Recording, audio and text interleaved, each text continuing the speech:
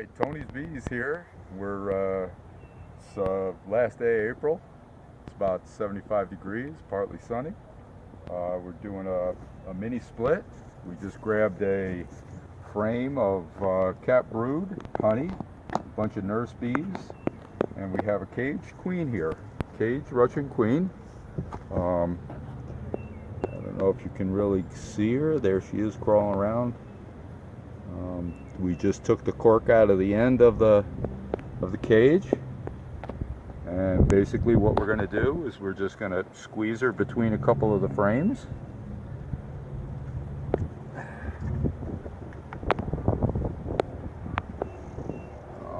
Before I do that, I'm going to spray sugar water on the starter strip. Get them going.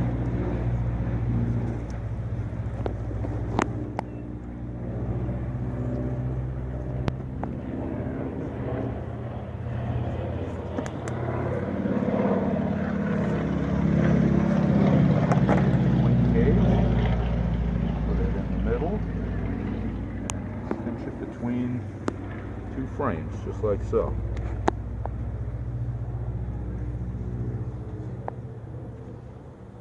Okay, this is just 1/2 of a double nuke.